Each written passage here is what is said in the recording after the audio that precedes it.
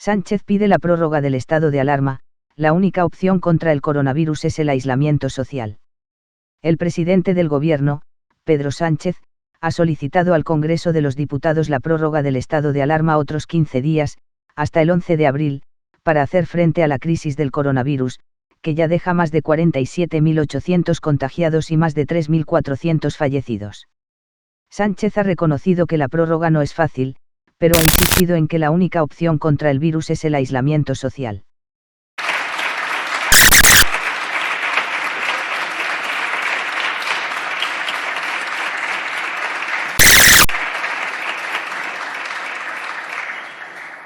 Tiempo que y con lealtad. Cuento con ello, señorías. Gracias, presidenta. Muchas gracias, presidente del Gobierno.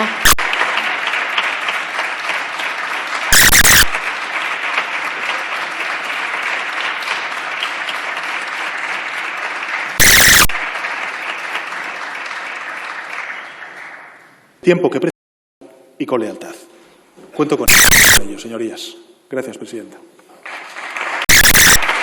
Muchas gracias, presidente del Gobierno. Administraciones públicas en todos los niveles del Estado y en todos los rincones del país. Por ellos también permanecemos encerrados todos.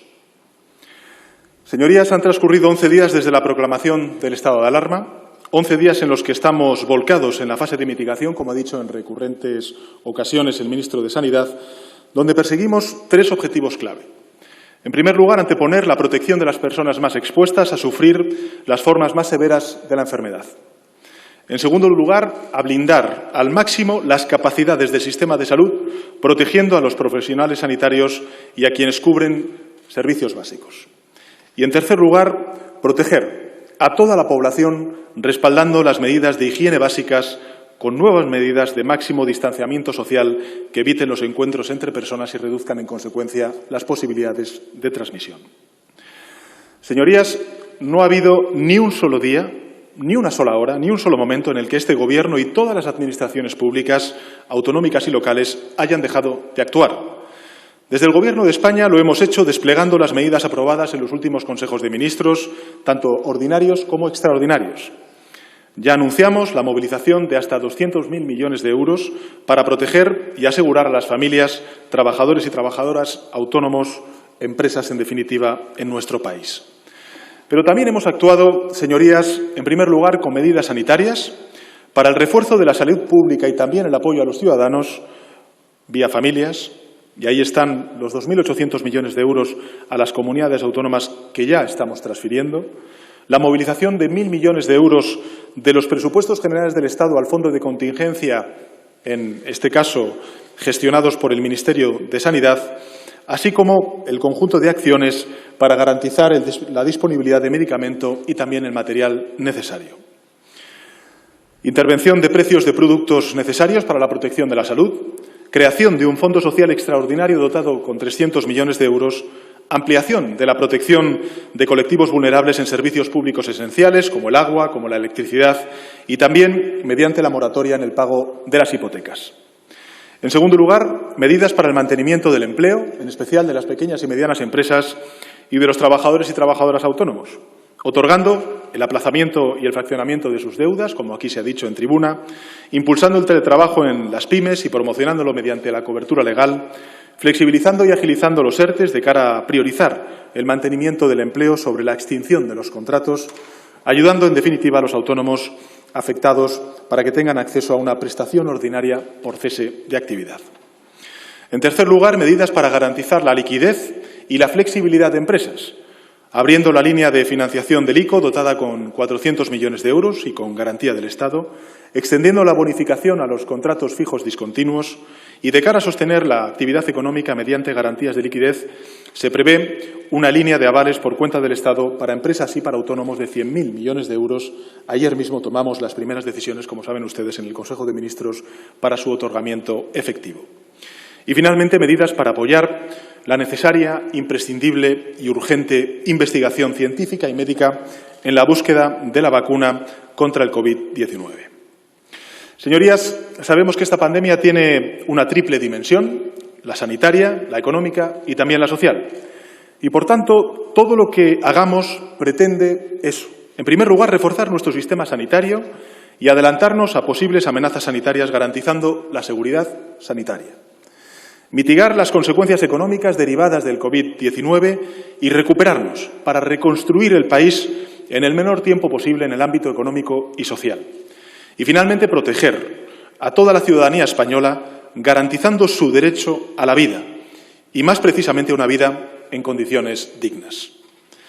Querría informarles, asimismo, de las distintas órdenes, resoluciones e instrucciones que han dictado los 4 ministros designados como autoridades delegadas competentes desde la última vez que comparecí en el Congreso de los Diputados el pasado 18 de marzo.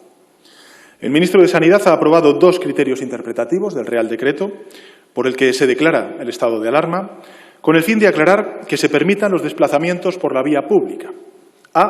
En primer lugar, personas con alteraciones conductuales, como por ejemplo personas con diagnóstico de espectro autista y conductas disruptivas, cuya situación se puede ver agravada como consecuencia del confinamiento, siempre que se realice con un acompañante y sea respetando las medidas necesarias para evitar el contagio. Y a personas que realicen actividades de voluntariado para la alimentación, el rescate, el cuidado veterinario de los animales domésticos que habitan en los espacios públicos urbanos. Asimismo, el ministro de Sanidad ha dictado 11 órdenes en su ámbito de responsabilidad. La primera es para suspender la apertura de hoteles, alojamientos turísticos y alojamientos de corta estancia ubicados en cualquier parte del territorio nacional y regular el proceso escalonado del cierre. No obstante, tal y como ha dictado también el ministro de Sanidad, ello no impide que estos espacios puedan ser habilitados para uso sanitario, ya sea en régimen de consulta o también de hospitalización, y por su parte, el ministro de Transportes, Movilidad y Agenda Urbana también ha dictado una orden para garantizar el alojamiento y comida en hoteles a aquellos trabajadores y trabajadoras que deban realizar labores de abastecimiento e interés general, asistencia sanitaria, así como a personas que deban desplazarse para atender a mayores, menores, dependientes, personas con discapacidad, personas especialmente vulnerables o con necesidades de atención sanitaria. La segunda orden del ministro de Sanidad es para garantizar el mantenimiento del suministro de energía eléctrica a productores de metales, productos químicos y otros productos de relevancia cuantitativa en los mercados. Y la tercera, para recomendar al ministro de Justicia la coordinación de la actividad profesional de los funcionarios y funcionarias del Servicio de la Administración de Justicia con el fin de garantizar la continuidad de los servicios esenciales y, al mismo tiempo, salvaguardar la salud de los usuarios del servicio y de los empleados y empleadas públicos. La cuarta orden tiene por objeto asegurar el acceso a la prestación farmacéutica a los colectivos que pertenecen a regímenes especiales de la Seguridad Social, y la quinta establece medidas para la gestión de residuos domésticos, así como la gestión de residuos procedentes de los hospitales, ambulancias, centros de salud, laboratorios y establecimientos similares con contacto con el COVID-19. La sexta pretende dar destino final a los fallecidos con la mayor agilidad posible, eliminando la necesidad de que transcurran 24 horas desde el fallecimiento hasta la concesión de la licencia de enterramiento. La séptima garantiza el correcto funcionamiento de los servicios de abastecimiento a la población de agua de consumo humano, de saneamiento también de las aguas residuales urbanas, otorgando la consideración de servicios esenciales a laboratorios de ensayo, fabricantes y comercializadores de reactivos, así como a los suministros de bienes y repuestos de los servicios de soporte. La octava establece obligaciones de suministro de información, abastecimiento, fabricación de determinados medicamentos que se consideran esenciales para la gestión de la crisis en la que estamos inmersos. Y se han dictado 2 órdenes también para regular las actividades de las residencias de personas mayores, que sé que es una preocupación compartida en esta Cámara, con el fin de reducir el riesgo de contagio y tratar de la forma más adecuada a las personas que sufran esta enfermedad. Una de estas incluye, en primer lugar, las medidas de protección y limpieza, y la segunda, la obligación de aislar a residentes diagnosticados con COVID-19 y con infecciones respiratorias. Y, finalmente, una tercera, que son las medidas de coordinación para el diagnóstico y seguimiento de los residentes. Y la otra, adoptada en el día de ayer, establece a las residencias la obligación de mantener su actividad, salvo que la autoridad competente lo determine y regule las medidas de intervención de los centros residenciales privados que anuncié el domingo. Por su parte, en la última semana, el ministro del Interior ha dictado 2 órdenes. La primera de ellas tiene como finalidad garantizar el suministro de productos y la prestación de servicios esenciales para la población y a estos efectos suspende temporalmente las restricciones a la circulación para el transporte de mercancías y las campañas especiales de control y vigilancia del tráfico que estaban programadas. Asimismo, prorroga hasta 60 días los permisos y las licencias de conducir cuya vigencia expire durante el estado de alarma. Y la segunda orden establece los criterios aplicables para denegar la entrada a nuestro país a personas que no sean nacionales de la Unión Europea o de países incluidos en el espacio Schengen, al tiempo que acuerda también el cierre temporal de los puestos habilitados para la entrada y la salida de España a través de Ceuta y de Melilla. Asimismo, el ministro de Transportes, Movilidad y Agenda Urbana ha dictado otras 5 órdenes, además de la ya mencionada y una instrucción, en las que, en primer lugar, habilita a este mismo Ministerio a adquirir de forma centralizada un máximo de 8 millones de mascarillas protección FFP2 con objeto de su posterior distribución en el ámbito del sector del transporte a personas que prestan servicios en áreas de riesgo. En segundo lugar, se extiende la validez de algunos títulos administrativos expedidos por la Dirección General de la Marina Mercante con el fin de garantizar la continuidad de la actividad y al tiempo suspender las actividades de inspección y reconocimiento programados por parte de la autoridad y la Administración marítima. En tercer lugar, se dictan instrucciones sobre el transporte de mercancías por carretera, en la que se permite que vayan 2 personas en la cabina del vehículo cuando sea necesario por razón del tipo de transporte a realizar. Y también se autoriza la apertura de los talleres de reparación y de mantenimiento de vehículos, así como de los establecimientos de venta de piezas y accesorios con venta directa a los talleres, si bien deben permanecer cerrados al público. Y, en cuarto lugar, se permite la utilización de las tarjetas de cualificación del conductor acreditativas del certificado de aptitud profesional que no puedan renovarse como consecuencia de la suspensión de los cursos de formación continua o del impacto de las medidas extraordinarias en el funcionamiento ordinario de los organismos administrativos competentes. En quinto lugar, medidas para el transporte de animales con objeto de garantizar el lógico abastecimiento. Y, en sexto lugar, se establecen las condiciones para la prestación del servicio de transporte aéreo en las rutas imprescindibles en una realidad que es la insular de Palma de Mallorca a Menorca e Ibiza y se adjudica este servicio durante el estado de alarma. Señorías, España ha seguido en todo momento, como se ha dicho aquí por parte de otros intervinientes, las recomendaciones de los expertos sanitarios internacionales, de la propia Organización Mundial de la Salud y también del extraordinario equipo de profesionales del Centro de Coordinación de Alertas y Emergencias Sanitarias, a quienes siempre agradeceremos su dedicación, su compromiso y, por supuesto, también a los organismos europeos. Se trata, en definitiva, señorías, como ven, de medidas sanitarias, de medidas sociales, de medidas económicas y de medidas laborales. Y reitero que el Gobierno, y muy especialmente los cuatro ministerios con competencias delegadas y yo mismo, como presidente, no ha dejado ni un instante de tomar medidas, de dictar órdenes, y les aseguro que se seguirán tomando para hacer frente a los distintos desafíos que pudieran surgir durante los próximos días. Quiero, señorías, hacer una especial mención a las acciones y el despliegue hecho, como nunca se había hecho en la historia democrática de nuestro país, por parte de las fuerzas y cuerpos de seguridad del Estado y también de las Fuerzas Armadas. Un total de 240.245 efectivos desplegados entre la Policía Nacional, la Guardia Civil, la Ertzaintza, los Mossos d'Esquadra, la Policía Foral, la Policía Canaria y las policías locales.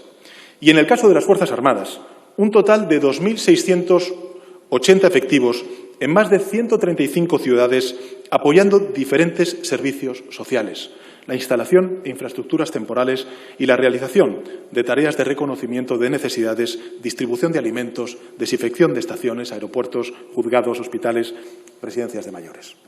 También están trasladando pacientes entre hospitales, a hoteles también, además de la fabricación de medicamentos y productos sanitarios. La movilización de todos los representantes públicos, señorías, es máxima, es total. Todos ellos y todas ellas trabajan unidos para ganarle la guerra al virus con nuestros más de 350.000 profesionales del Sistema Nacional de Salud. Son, en su conjunto, señorías, un orgullo nacional. Señorías, cada vez es más evidente la magnitud del desafío al que hace frente la humanidad. El virus avanza y golpea con dureza a cada uno de los países del mundo, desconociendo las distancias, su nivel de desarrollo y la orientación política de sus gobiernos.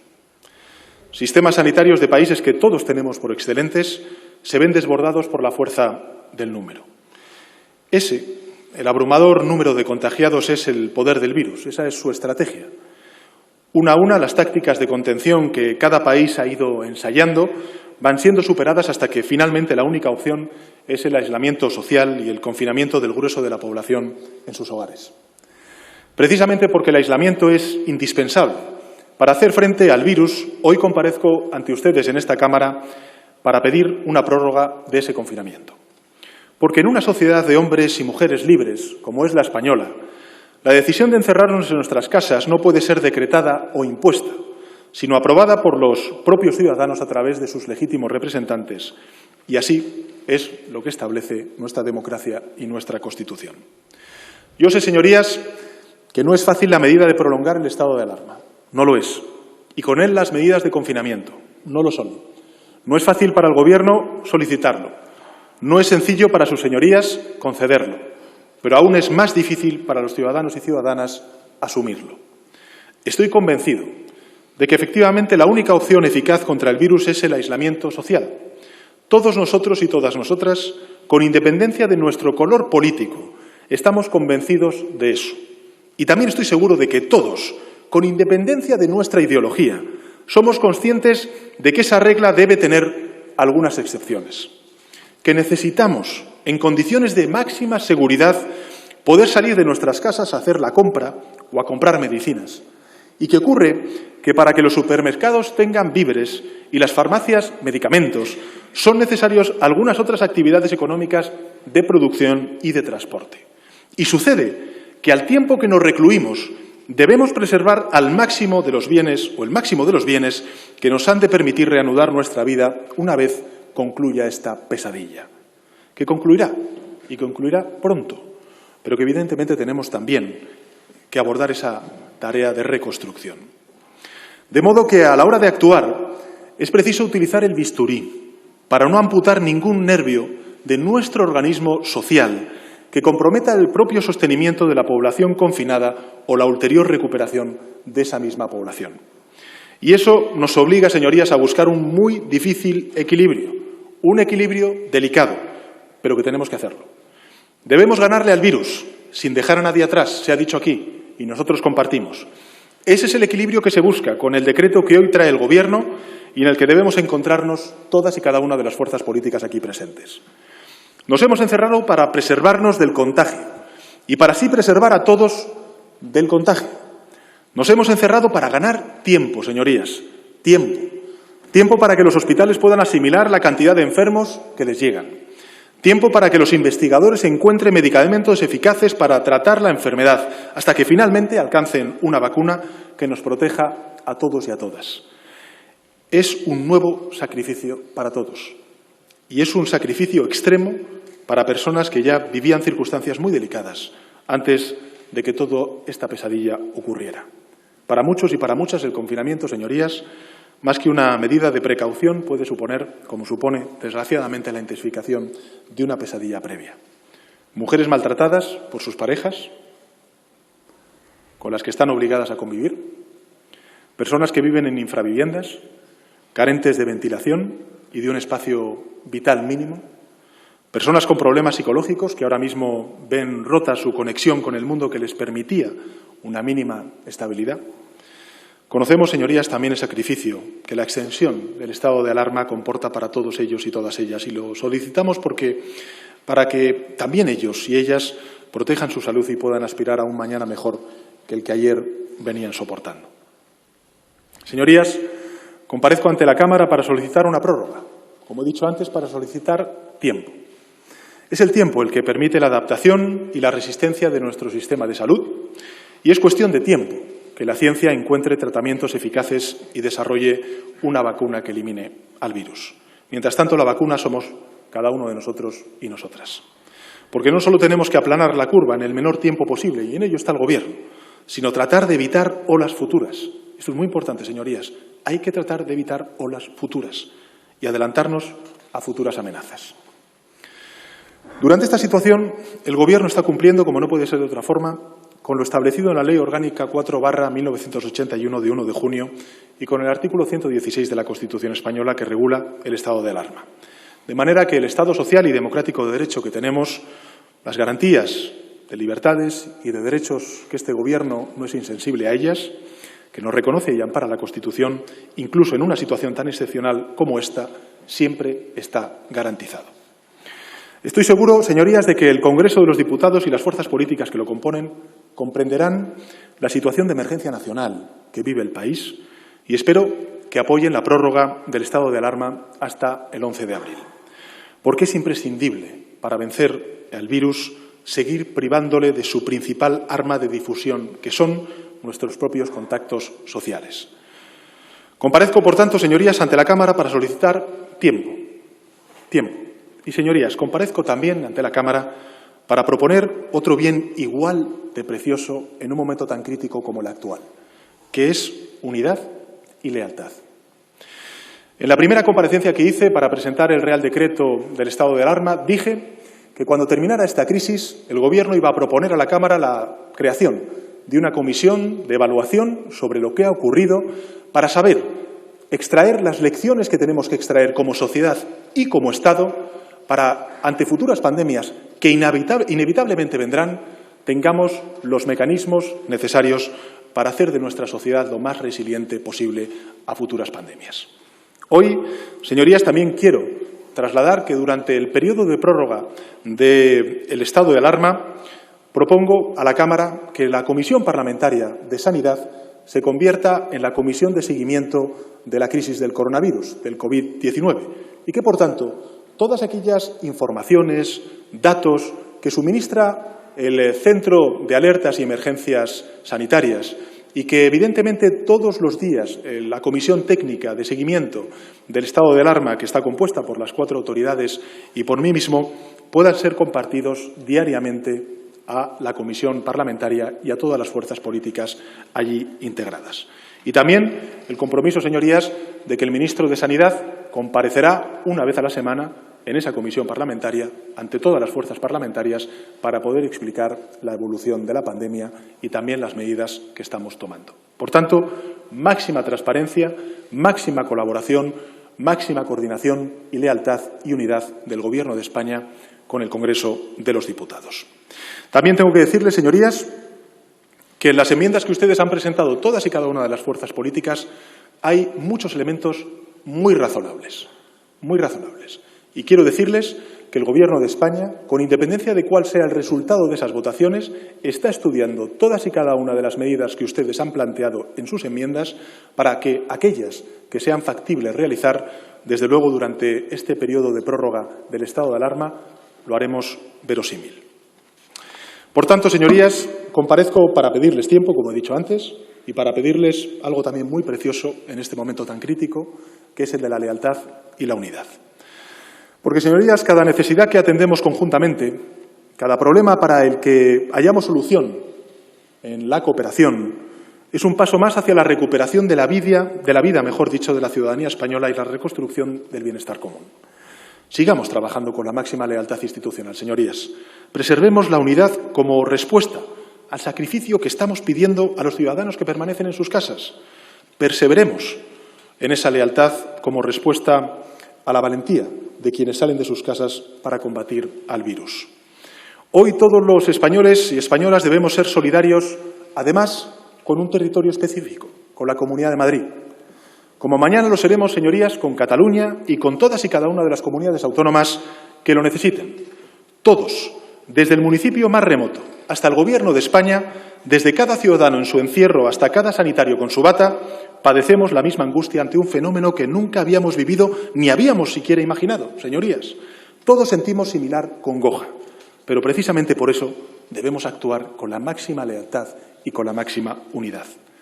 Ojalá la política tuviese el poder extraordinario de restablecer la normalidad en nuestras vidas de inmediato y en cuestión de segundos. Ojalá tuviéramos ese poder, pero no lo tiene, señorías. Lo que sí pone a nuestro alcance la política es la facultad de cooperación es la facultad de coordinación, es en definitiva la unión. Por eso reitero en esta Cámara la misma invitación que trasladé a los presidentes y presidentas autonómicos en las 2 conferencias que he mantenido en los últimos 10 días con ellos, y es que trabajemos juntos, que pensemos en la angustia con que siguen la expansión de la epidemia a los mayores y los colectivos más vulnerables ante esta pandemia, pensemos en los sanitarios y también en sus desvelos. Ahuyentemos, señorías, cualquier pensamiento mezquino, cualquier pensamiento egoísta. Ningún responsable político está dotado de poderes sobrehumanos, pero tenemos la gran suerte de contar con la respuesta de una ciudadanía formidable y con el asesoramiento científico de los mejores profesionales. Solo nos falta agregar a esos 2 factores nuestro espíritu de unión y nuestra voluntad de victoria, que la tenemos. Actuemos, señorías, con el tiempo que nos entregan los ciudadanos y con unidad, con el tiempo que precisamos y con lealtad. Cuento con ello, señorías. Gracias, presidenta. Muchas gracias, señor presidente del Gobierno.